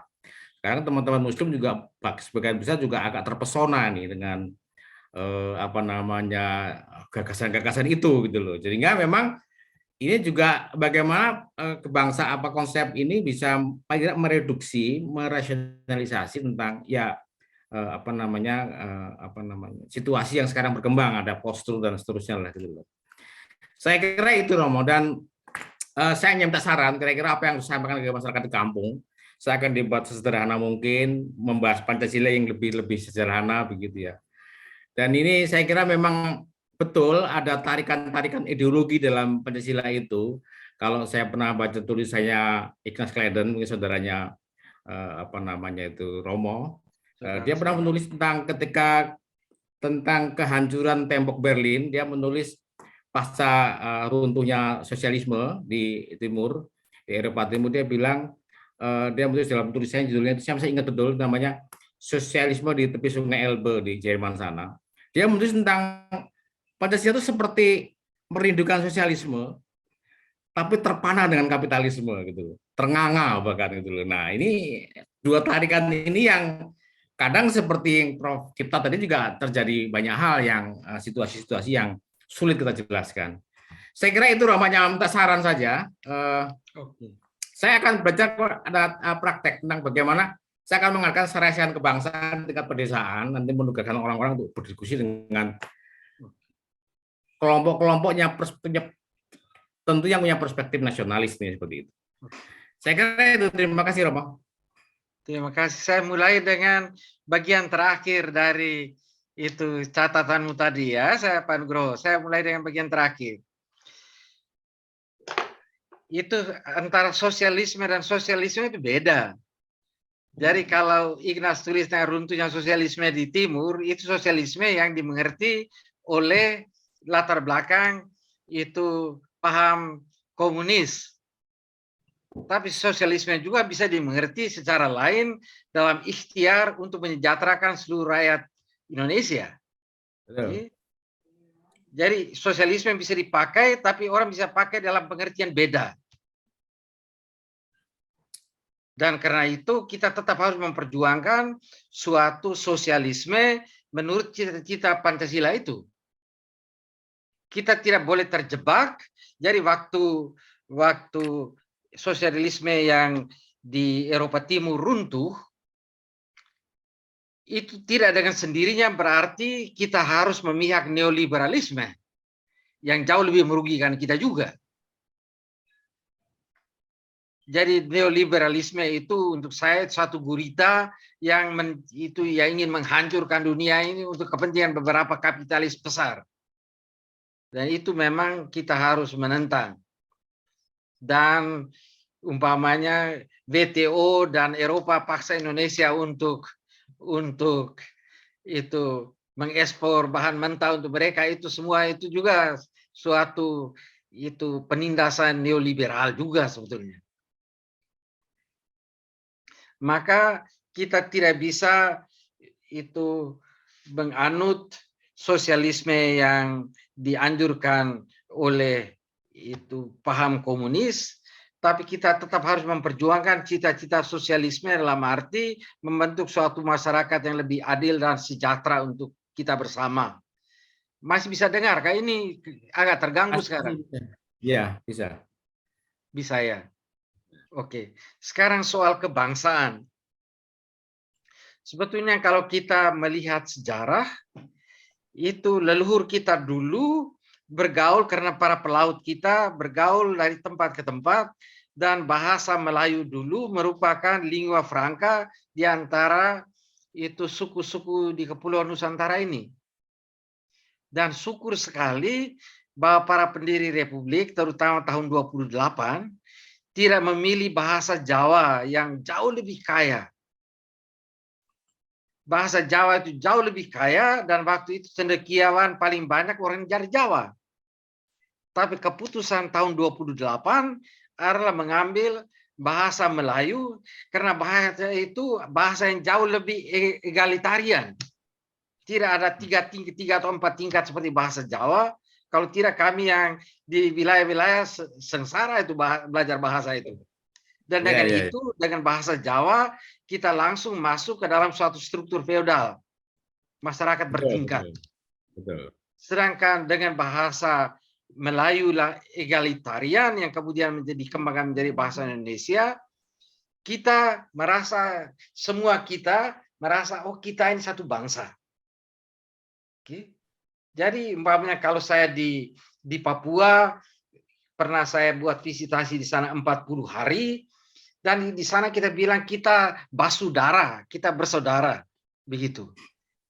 Dan di situ, dan karena saya dulu juga membuat visitasi di Afrika dan sebagainya dalam tugas saya sebagai pastor dan sebagai pimpinan tarekat kami, di situ saya mengagumi sekali bahwa kita berhasil membuat satu bahasa baru berdasarkan suatu keputusan politik tahun 28. Negara-negara lain, jajahan lain, mereka pakai bahasa kolonial. India pakai bahasa Inggris, Malaysia pakai bahasa Inggris. Itu mereka yang di Kongo pakai bahasa Prancis. Kita tidak pakai bahasa Belanda. Di situ menunjukkan suatu tekad kebangsaan yang luar biasa sebetulnya. Kalau Pak Nugroho masih bisa dengar saya? Masih bisa, Romo. Terus? Oke. Dan saya rasa bahwa itu cita-cita itu harus tetap kita perjuangkan. Supaya di tengah suatu kecenderungan neoliberal yang kuat sekali juga melalui itu para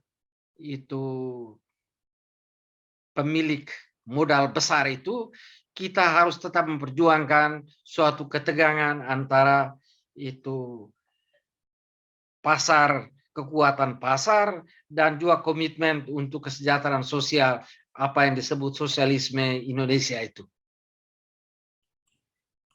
Jadi mungkin itu saja dulu, Pak. Kalau engkau masih ingin melanjutkan diskusi, coba tambah satu dua hal lagi. Saya juga mau dengar dari kamu yang bergerak di lapangan sebetulnya. Ya, terima kasih, Romo. Sementara cukup dulu. Oke, terima kasih, Pak. Ya. Baik, Pater. Berikutnya ini ada Bung Nurudin mau bertanya. Silakan Bung Nurudin. Halo, Pak. Bisa terdengar? Iya, bisa Bung. Oh ya, ya. Selamat malam Romo. Terima Selamat kasih malam. atas kesempatannya. Ya, ada berapa hal yang ingin saya tanyakan Romo.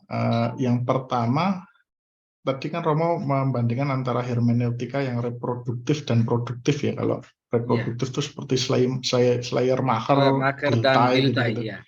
Ya. Nah, kalau saya ingin tertarik, kalau Soekarno sendiri itu sebenarnya ketika dia melakukan semacam penggalian Pancasila tadi untuk menemukan yang objektif itu, berarti dia sebenarnya Soekarno itu sedang melakukan hermeneutika reproduktif, Romo, atau sebenarnya juga produktif karena tadi Ratu Adil tadi bisa dikaitkan dengan teori ekonomi ya. Jadi kalau reproduktif kan niatnya untuk menggali yang objektif gitu kan. Jadi tapi tadi di Romo menjelaskan bahwa tentang Ratu Adil pun bisa dikontekstualisasi. Berarti apakah Soekarno itu mempraktikkan dua hal itu sekaligus atau seperti apa itu yang dalam Pancasila itu maksudnya? Itu yang pertama Romo. Yang kedua saya ingin tanya tentang Soekarno kan menekankan tadi dari yang Renan terus Otto Bauer ya tentang Imagine Community History, kemudian menambahkan soal tanah tumpah darah. Saya berpikir apakah itu Soekarno itu mengambil logika itu tuh dipengaruhi oleh Karl Marx atau tidak, Romo? Jadi kan itu semacam idealistik ya. Jadi kalau model Imagine History itu, kemudian tapi kalau Soekarno menambahkan tanah, jadi yang material itu penting gitu. Apa itu mengambil dari Marx atau dari yang lain, Romo? Atau memang itu pemikirannya Soekarno sendiri bahwa yang material itu penting, jadi bahwa tanah tumpah itu bagian yang nyata kan dari Indonesia gitu. Nah, yang terakhir Romo, saya jadi tertarik dengan hermeneutika produktifnya Ricker. Kalau saya pernah dengar juga di kelas Sirkels ini, Romo Magnis itu kan bilang bahwa dari 5 sila Pancasila itu lingkungan itu kan nggak ada. Karena pada tahun 45 itu juga isu lingkungan memang belum muncul di seluruh dunia kan begitu. Nah kemudian lalu Romo Magnis kira-kira mengatakan ya kira-kira sila kedua itu bisa ditafsir ulang lah. Sehingga adil dan beradab itu tidak hanya pada manusia, tapi kepada lingkungan gitu kan. Karena mengacu pada sekarang ini diskursus lingkungan global yang semakin besar. Kalau Romo sendiri apakah itu suatu tadi ya hermeneutika yang produktif tapi dalam arti yang bagus, tadi kan ada yang tingkatan-tingkatan, ada yang kurang dalam lah. Kalau ini apakah bisa ditafsir macam menafsir ulang? Kalau pada waktu itu Soekarno tidak membahas macam itu. Mungkin begitu aja Romo, terima kasih. Oke. Itu ada 3 poin tadi. Saya mulai dengan catatanmu tentang Karl Marx dulu. Sebetulnya soal tanah air itu sebetulnya itu bahwa negara harus punya tanah itu dari teori itu politik umum ya, bukan dari Marx saja. Jadi kita tidak bisa kembali ke Marx. Marx terutama menekankan nasib buruh, tentang perbaikan, penghilangan kelas-kelas itu supaya masyarakat menjadi oke. Tapi soal tanah air itu sebetulnya teori politik yang sudah jauh lebih tua. Oke. Jadi dan Soekarno menyadarkan itu untuk tanah tumpah darah ini bukan hanya cita-cita yang kosong, tapi dia tunjukkan tempatnya di antara dua benua, di antara dua, dan itu dari dulu sudah ada, dan sudah ada itu presidennya dari Sriwijaya dan Majapahit. Oke, dan dalam Sriwijaya dan Majapahit itu leluhur kita membaur di kepulauan ini. Jadi, oke, itu catatan satu. Soal reproduktif dan produktif pada Soekarno. Waktu Soekarno menggali, sebetulnya proses itu sendiri, itu proses di mana proses produktif sebetulnya. Tapi mengambil apa yang terpendam, apa yang tidak disadari oleh banyak orang. Tapi Soekarno mengambilnya dan merajutnya jadi satu. Jadi itu satu proses kreatif luar biasa sebetulnya. Tapi di situ saya tadi juga tunjukkan, Soekarno juga sebetulnya dipengaruhi oleh pemikir-pemikir besar di dunia waktu itu. Oke, termasuk Hegel, Marx, mereka juga dia baca. Oke, berarti apa? Berarti Indonesia ini dari dulu terbuka terhadap banyak pengaruh, tapi Indonesia sanggup mengintegrasikan di dalam itu kebangsaan kita. Seperti kita, bahasa Indonesia itu sanggup mengintegrasikan begitu banyak pengaruh. Dan kita juga jaga supaya jangan kata-kata Inggris itu begitu dominan sampai kita lupa bahasa kita sendiri. Maka kecenderungan Tempo dan Kompas untuk menerjemahkan kembali beberapa kata yang orang cenderung suka sekali pakai sepotong bahasa Belanda, Ike mau begini, you mau apa, tidak, kita pakai bahasa Indonesia yang tepat saja. Itu, dan beberapa kata yang biasa dipakai dalam bahasa Inggris juga Tempo berusaha untuk menerjemahkan ke dalam kata Indonesia. Jadi itu semua perjuangan untuk mempertahankan kita. Jadi proses reproduksi dan produktif itu sebetulnya jalan, tapi sebetulnya pada Soekarno proses produktif itu jauh lebih kuat. Di mana dia mengambil begitu banyak unsur dari dalam itu riwayat bangsa kita sendiri, tapi juga dari bangsa-bangsa lain, dan yang itu menunjukkan bahwa kita ini itu anak manusia dari bumi yang satu. Saya suka sekali judul novel-novel Pramudia Anantatur ya, anak semua bangsa, ya, dari bumi manusia. Oke, kita adalah ahli waris dari umat manusia, tapi dari perspektif bangsa kita sendiri. Dan dengan itu juga kita harapkan bahwa bangsa kita tidak hanya terima, tapi juga menyumbang sesuatu bagi peradaban umat manusia dengan inspirasi dari Pancasila. Banyak orang di luar mengagumi sekali. Waktu profesor saya di Leuven, itu bilang menurut penelitian dia ini salah satu ideologi yang terbaik. Saya kaget luar biasa. Karena waktu itu saya tidak suka sama sekali Pancasila karena indoktrinasi pada zaman Soeharto. Maka saya tidak pernah ikut P4 dulu. P4 ya. Saya tidak pernah ikut. Semua dosen lain dipaksa, saya tidak mau ikut. Begitu. Tapi waktu dia profesor itu mengatakan penelitian dia Pancasila begitu bermutu, dia minta saya saya belajar dengan cepat dan pakai teori Ricoeur itu untuk menjelaskan lebih baik. Oke, Pak Nurudin, itu cukup kah atau saya lupa sesuatu yang kamu tanyakan tadi? Yang soal lingkungan, Romo. Oh ya, lingkungan. Oke, benar.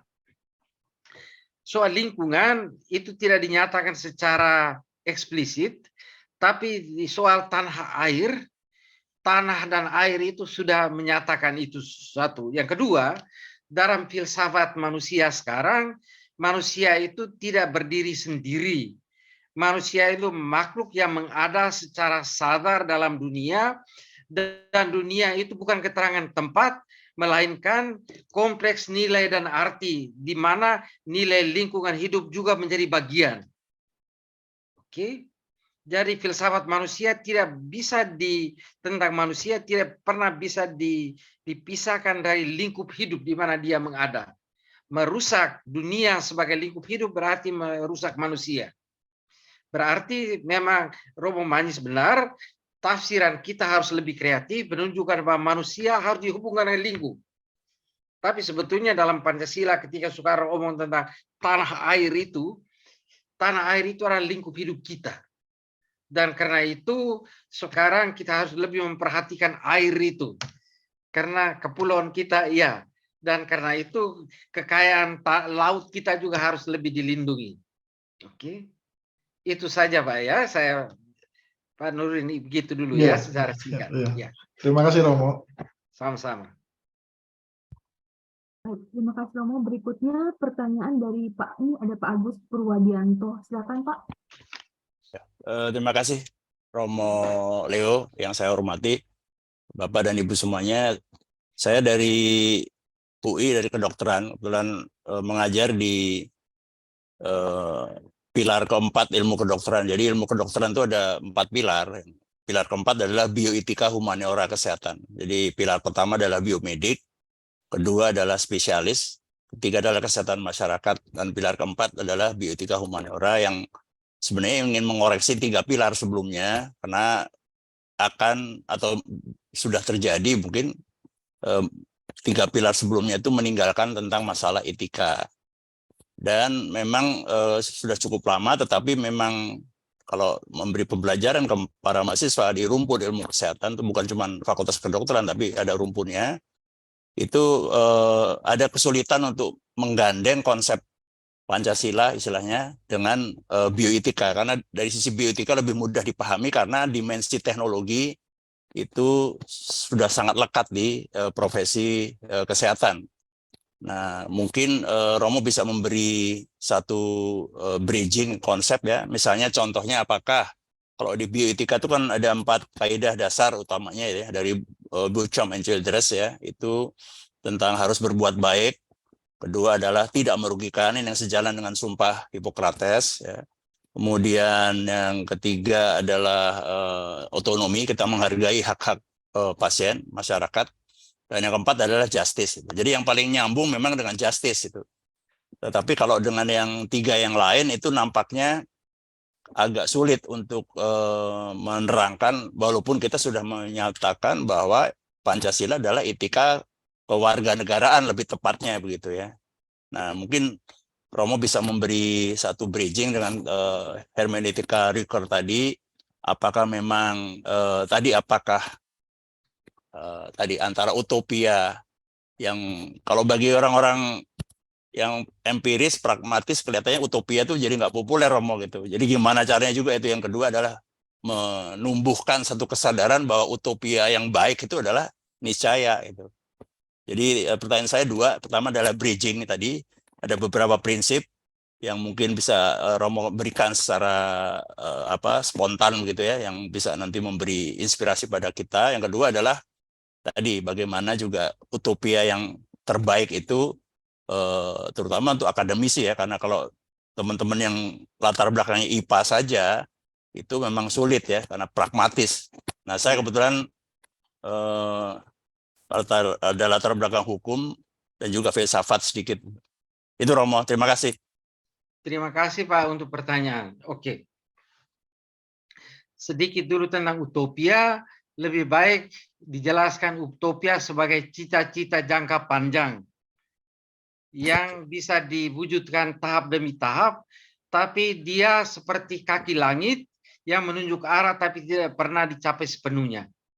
Contoh keadilan sosial bagi seluruh rakyat Indonesia. Kapan kita bisa katakan sekarang seluruh rakyat Indonesia sudah adil sejahtera? Tidak pernah.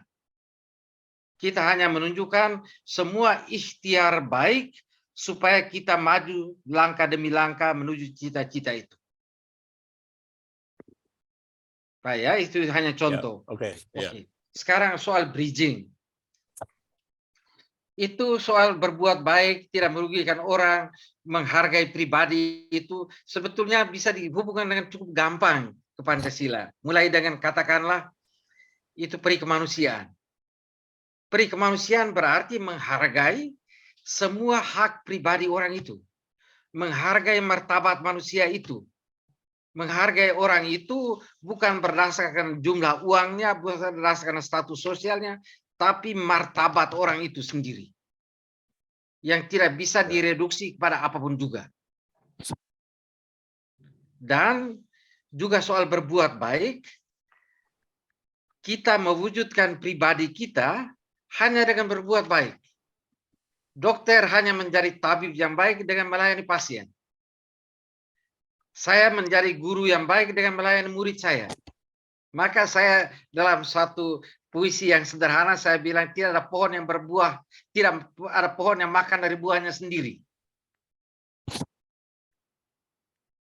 Itu selalu harus berbuat baik kepada sesama untuk mewujudkan diri sendiri. Tidak ada pohon yang makan dari buahnya sendiri. Di dalam, kalau saya masuk ke dalam kedokteran, kanker itu apa? Kalau saya tidak salah, kanker adalah sel yang merusak dirinya sendiri, yang makan sel itu sendiri. Semua egoisme, semua korupsi adalah sebuah kanker. Dan karena itu perwujudan Pancasila sebagai itu sila tentang kemanusiaan, sila tentang keadilan sosial yang itu bagi seluruh rakyat Indonesia, semua didasarkan pada sila ketuhanan. Tuhan yang menciptakan kita ini adalah Tuhan yang berbelas kasih kepada semua makhluknya. Dan dia menugaskan kita juga untuk berbuat baik. Itu saja untuk saya, itu inti dari semua agama itu berbuat baik.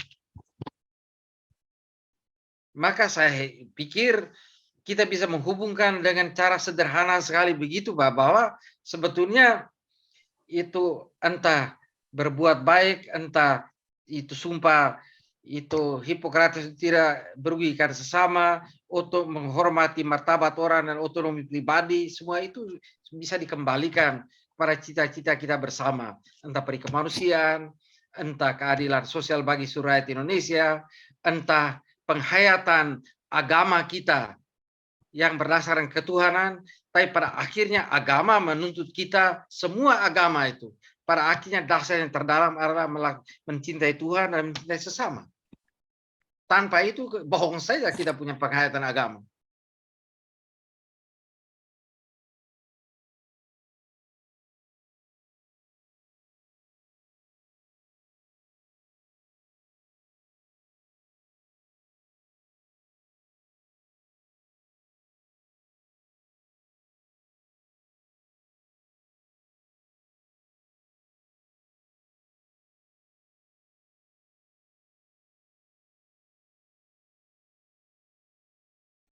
Itu ini kan mestinya juga tahapan-tahapannya kan mestinya juga ada yang bisa masuk akal katakanlah ya, untuk paling tidak tadi membridging bahwa katakanlah kalau kita mau mencapai 2045 Indonesia emas gitu ya, itu kalau bagi anak-anak IPA nggak masuk akal, itu terlalu panjang, kita kan menghadapi yang konkret-konkret di depan ini gitu.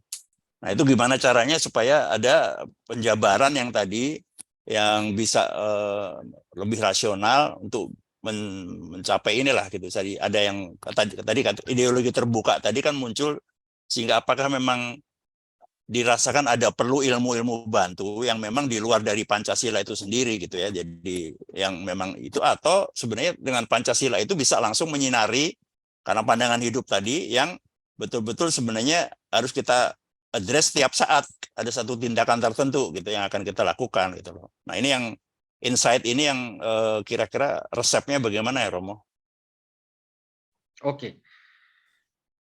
Jadi kita bisa mendapat insight, pencernaan dari rupa-rupa sumber, terutama dari umat beragama. Kita bisa mendapat pencerahan jauh lebih banyak dari itu firman Tuhan yang kita dalami dalam agama kita masing-masing.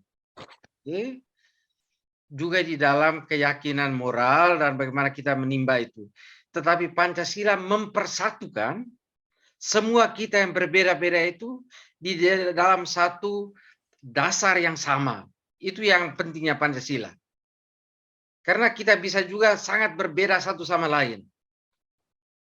Tapi kekuatan Pancasila ialah bahwa sekalipun kita berbeda, perbedaan itu menjadi kekayaan, menjadi mosaik yang bisa disusun dan mengikat satukan kita dengan saling menghargai.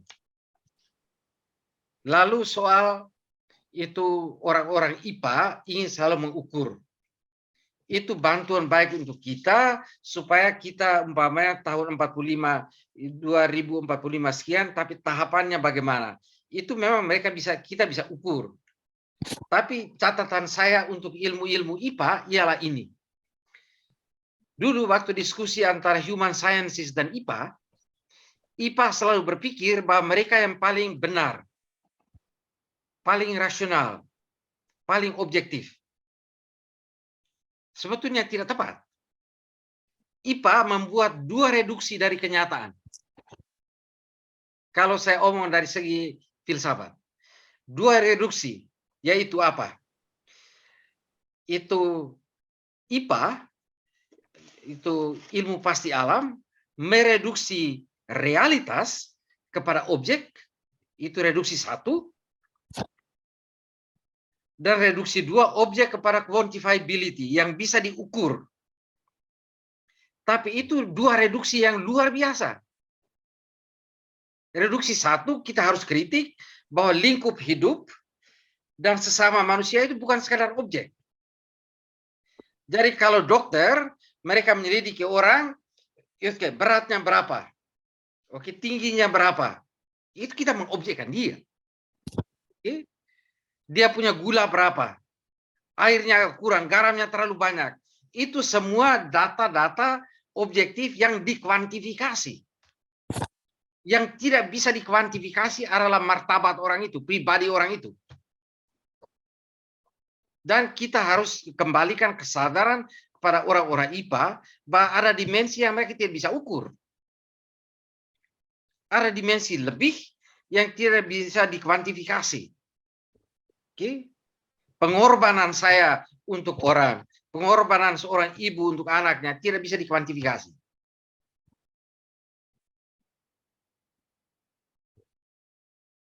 Jadi sekali lagi, IPA berjasa sekali mengajar kita supaya kita menghitung dengan tahap teliti. Tapi jangan lupa IPA mereduksi realitas kepada objek. Dunia ini bukan objek. Lingkup hidup ini bukan objek. Ilmu pengetahuan IPA mereduksi objek dan karena objek dia itu mengeruk dunia ini sejauh mungkin untuk kepentingan manusia semata-mata. Nah, itu tidak benar. Sekarang baru kita menyadari bahwa pengerukan itu merupakan kesalahan modern yang terbesar yang menyebabkan dunia ini kita rusak. Dan karena itu kita kembali, dunia bukan objek, dialah lingkup hidup. Jadi itu hanya catatan kepada IPA. Terima kasih, Romo. Itu saja dulu, Pak ya. Ya, terima kasih. Terima kasih juga. Ya. Baik, terima kasih Pater, terima kasih Pak Agus Purwadianto. Bagi Bapak Ibu yang lain, sahabat Circle yang ingin bertanya, silahkan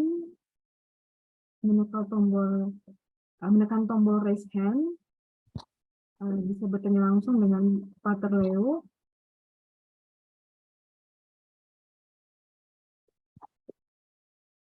Waktu kita juga hampir ya. Oh iya, baik Pater.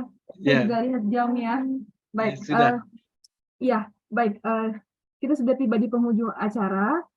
Terima kasih untuk Bapak Ibu, sahabat Circle yang sudah bergabung, memberi waktu untuk berdiskusi bersama pada malam hari ini dengan tema Pancasila sebagai ideologi dan utopia dalam tinjauan filsafat hermeneutika Paul Ricoeur. Terima kasih kepada Pater Leo dan sebelumnya Pater, sebelum kita mengakhiri acara ini, silakan kepada Pater untuk memberikan closing statement.